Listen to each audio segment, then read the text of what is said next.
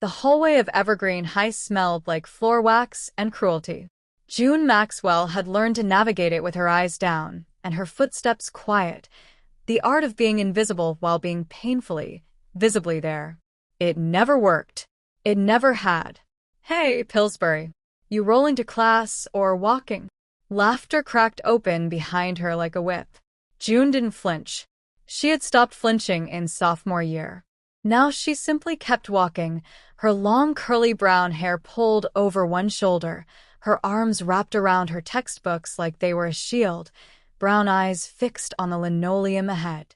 Caden Brooks, quarterback, golden boy, the specific brand of handsome that made teachers overlook everything ugly underneath, jogged up beside her and shoved her shoulder hard enough to knock 2 books from her arms. Did that hurt, Pudge?" He cooed, and his friends exploded into laughter behind him. June crouched to pick up her books. Her jaw was so tight it ached. "Leave her alone, Caden." A half-hearted voice from somewhere in the crowd. No one moved. No one ever moved. That night, June called her mother. "Mom, it happened again. Caden shoved me in the hall. I have a bruise on my shoulder, and Mrs. Phillips just watched and—" "June." Her mother's voice was clipped, distracted. There was the sound of a foreign city in the background, car horns, a different language on the wind. "We've talked about this. You need to stand up for yourself, sweetheart. I can't come home for this." "I know you can't come home. I'm not asking you to come home. I'm asking you to call the school. Your father and I have a dinner meeting in 40 minutes. We'll talk this weekend, okay? Be strong." The line clicked. June sat on the edge of her dorm-style bed in the housing unit her parents paid for while they globe-trotted for their careers as international development consultants. She stared at the ceiling. The bruise on her shoulder pulsed. She already knew the school wouldn't help. Principal Hartman had spoken to Caden's parents 3 times this semester. Each time, a generous donation to the school's athletics fund appeared the following week. The complaints dissolved like sugar in rain. That night, June opened her laptop and stared at her own reflection in the dark screen before it lit up. The girl looking back at her had kind eyes, a soft round face, curves that had been weaponized against her since she was 13. She had never looked at herself and seen something worth defending. But that night, something shifted. "I'm done," she thought. Not in despair, in decision. 1 month later, her parents called with news that felt, for once, like salvation. "We're being placed in Singapore for the foreseeable future," her father said. "We've spoken to Uncle George. You'll finish your secondary certificate and start university from his place." Fresh start, Junebug. For the first time in years, June Maxwell smiled. Uncle George Whitfield lived in Maplewood, a mid-sized city with a university at its center, like a beating heart. He was her mother's younger brother, warm, a little scattered, perpetually making too much pasta. His wife, Aunt Rita, taught kindergarten and cried at commercials. Their twin boys, Teo and Leo, were 8 years old and chaotic in the best possible way. It was the first time June had felt like she was somewhere she belonged. But belonging wasn't enough. Not when she was about to walk into Aldenvale University, one of the most socially brutal environments a young person could enter, carrying the same face and the same body that had been targeted for years. She sat in the bathroom of Uncle George's house at 11:30 on a Tuesday night, 3 weeks before freshman orientation. The scissors were in her hand. She'd spent the last week researching. She'd watched videos, read forums, studied the body language, the vocabulary, the posture.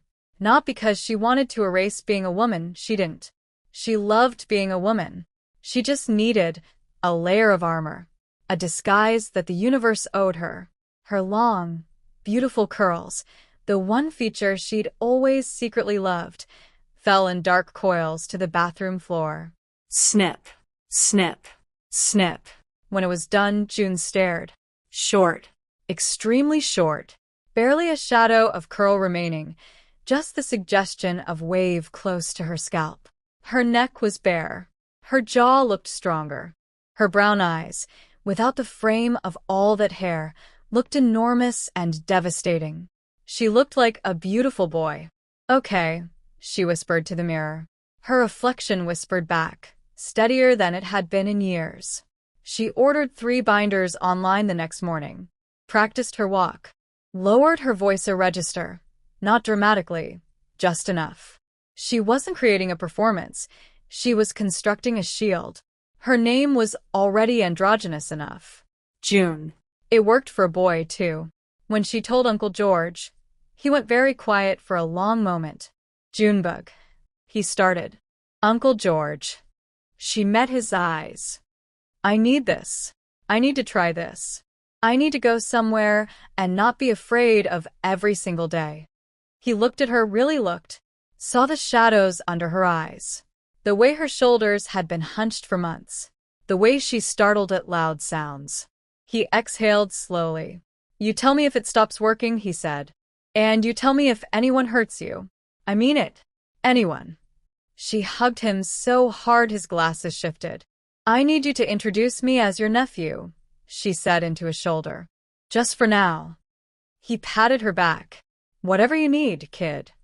Aldenvale University's Freshman Orientation Week was organized chaos wrapped in school colors, deep green and gold. June arrived with a single duffel bag, wearing a soft gray t-shirt, dark jeans, and sneakers. Her binder was comfortable under the shirt. Her posture was open, easy, rehearsed to look effortless. She'd practiced it every morning for 3 weeks. "Maxwell, June, Hartwell Dormitory, room 214, the check-in volunteer said, without looking up. "Co-ed floor. You'll be sharing a bathroom wing with rooms 210 through 218. Here's your key card. Orientation maps in the folder." "Thanks," June said. Her voice was steady, warm but measured. You have reached this point. Please subscribe for more. Thank you. She found room 214. Her roommate hadn't arrived yet.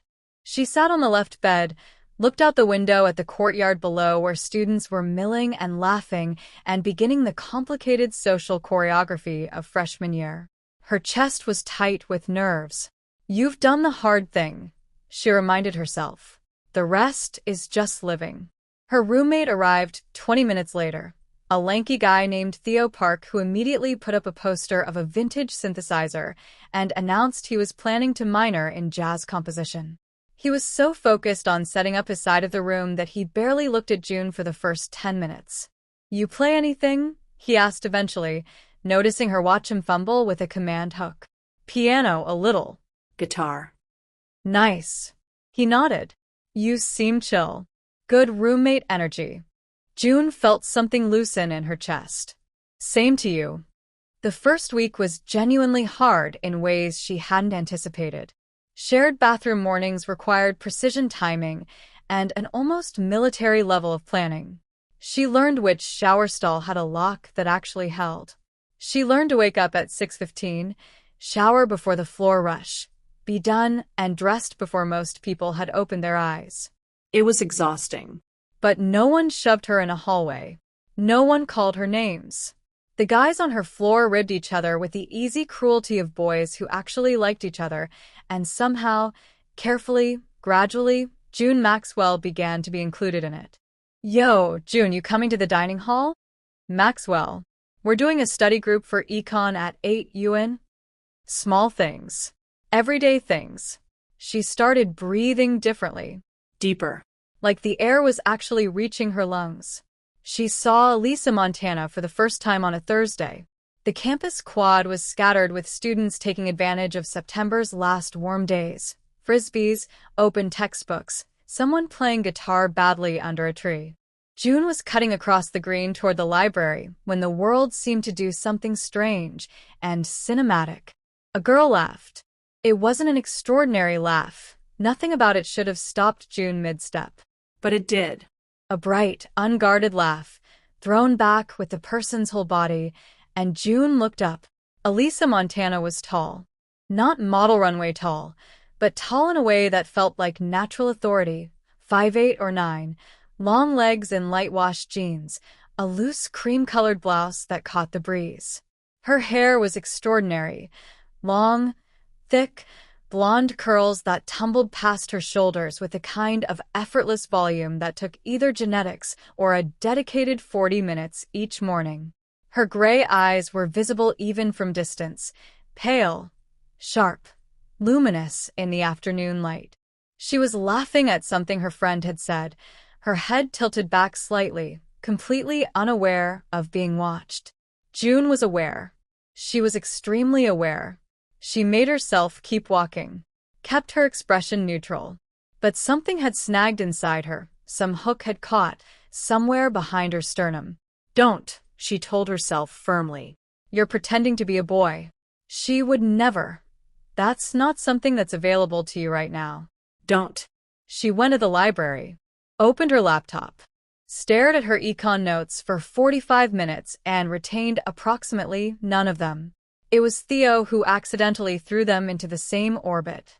"My friend Becca is starting a cross-major study group," he announced 2 weeks into the semester, dropping onto his bed with a granola bar. "Thursdays, 7 p.m., common room on the 3rd floor. She says bring whoever. You coming?" June went because she had an econ midterm looming and because Theo asked with such uncomplicated friendliness that saying no felt unnecessarily lonely. The common room had 7 people in it when she arrived. One of them had long blonde curls and gray eyes.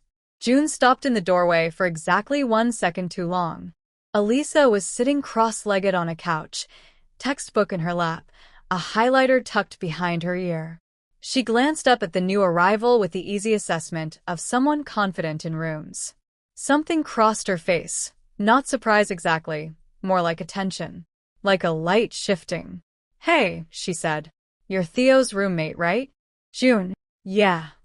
June moved into the room and found a chair that wasn't too close, wasn't too obviously far. "You know Theo? Becca and I have been friends since high school.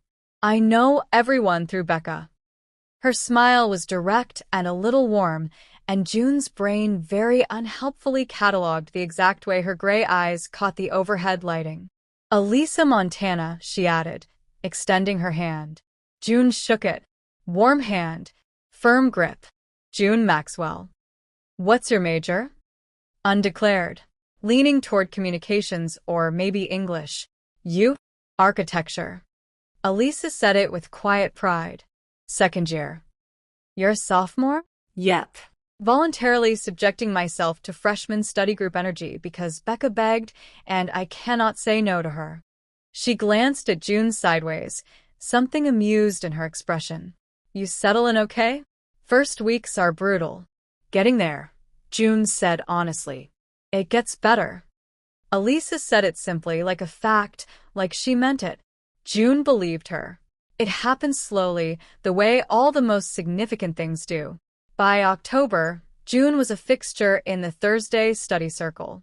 By mid-October, she and Elisa had developed the easy shorthand of people who find each other funny in the same ways, a shared vocabulary of dry humor and fast references, the kind of back and forth that made the rest of the group sometimes look between them like spectators at a tennis match.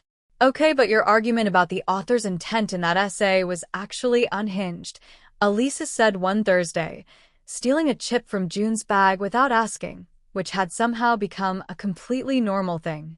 "It was nuanced," June said with dignity. "It was unhinged, but elegantly so. There's a difference, and I want to be clear I respect it." June laughed, and Elisa's gray eyes did the thing they sometimes did, caught on June's face and stayed there a beat too long. June always looked away first. She had to. She'd become good at this game. The game of performing a gender she was only borrowing while simultaneously having feelings she hadn't planned on and couldn't put anywhere safely. She thought about Elisa too much. In specific, traitorous detail, the way she gesticulated when she was excited about an architecture concept, the way she smelled faintly of cedar and something floral, the way she'd once fallen asleep on June's shoulder during a movie night at Becca's apartment and not moved for 45 minutes, and June had sat completely still the entire time, barely breathing, not wanting to disturb her. "She thinks you're a boy," June reminded herself. regularly, firmly. This is not something you get to want. But the heart is famously bad at instructions. And Elise's behavior, if June was brutally honest with herself, was confusing. Elisa touched her a lot. Not conspicuously, not in ways that would read to a room as anything but the kind of frequent, casual physical contact that June was becoming increasingly unable to interpret as just friendly. A hand on her arm when making a point, bumping shoulders walking between buildings. Once, adjusting June's collar absent-mindedly while talking about something else entirely, and then going slightly pink when she noticed what she'd done. "Sorry," Elisa had said, pulling her hand back. That was weirdly maternal. "Ignore me. It's fine," June had managed. Her voice had been extremely normal. She was proud of that. November brought cold and relentless rain. The campus turned gray and golden at the same time, wet leaves plastered to every surface, the smell of damp stone, everyone moving faster with their collars up. June and Elisa were walking back from the library at 8 p.m. on a Wednesday when the skies opened without warning. They ran. There was an overhang outside the music building, barely wide enough for two people standing close, and they ducked into it, laughing breathlessly, both of them damp around the edges, Elisa's curls releasing into their most chaotic form. "Okay," Elisa said, gasping a little. "Okay. I think God is having a bad day. Or we are." June pushed wet hair off her forehead. They were close. There wasn't room to be anything else. June could feel the warmth radiating off Elisa's arm pressed against hers. Elisa looked at her. The rain made a curtain around their tiny shelter. The light from the music building windows fell across her face, turning her gray eyes into something softer, more silver. "Can I ask you something?" Elisa said. "Sure." A pause. Then, carefully, "Are you interested in anyone? Like here at school?" June's heartbeat became something loud and structural. "Why?" She aimed for neutral. Hit approximately neutral adjacent. Elisa looked away at the rain. Her jaw was doing something complicated. "Just curious. You're hard to read sometimes, June. Which is interesting because usually I'm good at reading people." "Maybe you should keep trying," June said, which was either the bravest or stupidest thing she'd ever said. Elisa turned back to look at her. The air between them compressed. "Maybe I should," Elisa said quietly. The rain fell. Neither of them moved away. June saw her across the dining hall and felt the world lurch sideways. Bridget Cole. 2 years ahead of June at Evergreen. She'd been a junior when June was a freshman, not one of the direct bullies, but adjacent, a satellite to Caden's orbit, always watching, always smiling at the wrong moments. Bridget's gaze swept the dining hall with the calculating ease of someone calibrating a room, and landed on June.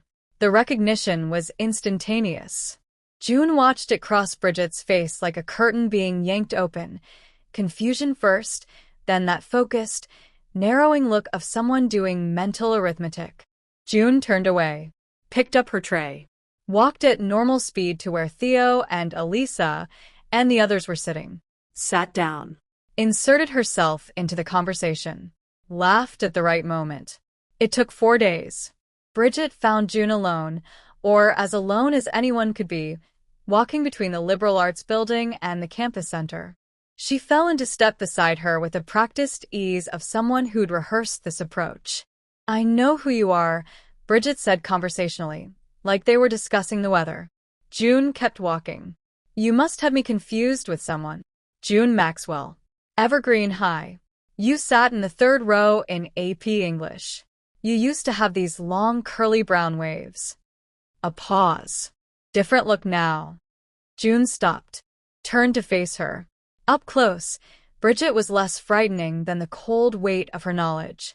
She was just a girl, pretty, sharply dressed, watching June with the expression of someone who hadn't yet decided what to do with what she held.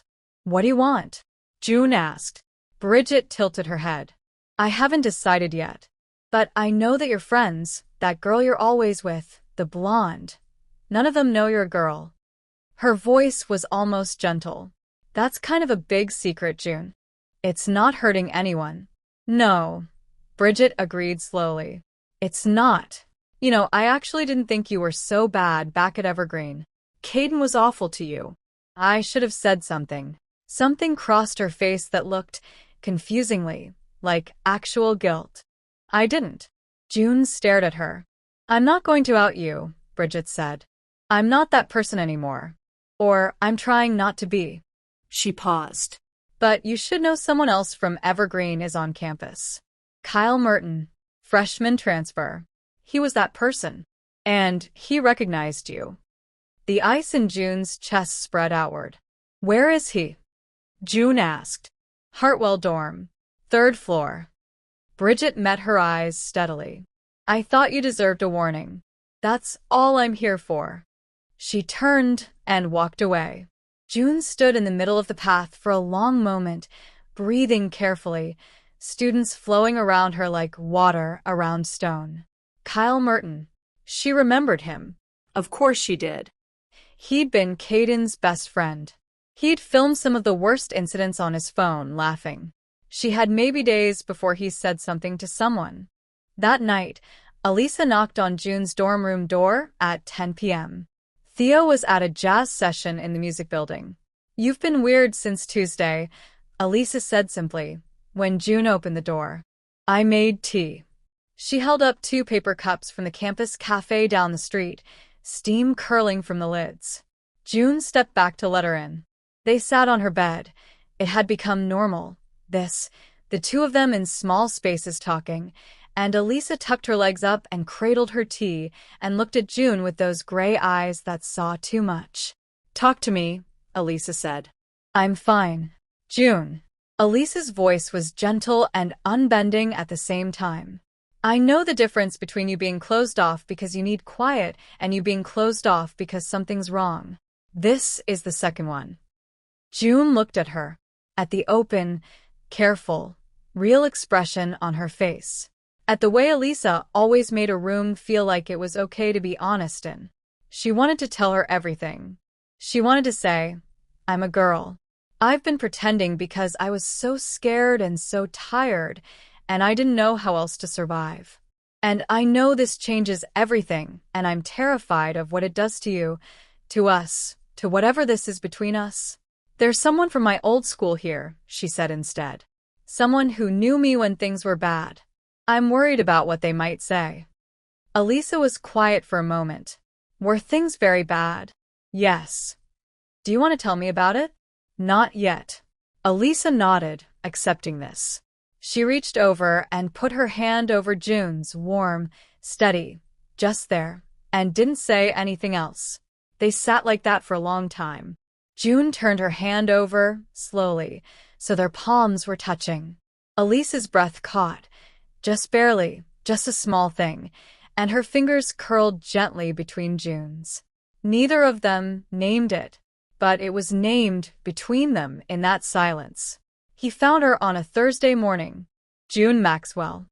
He said it like a greeting and a weapon at the same time.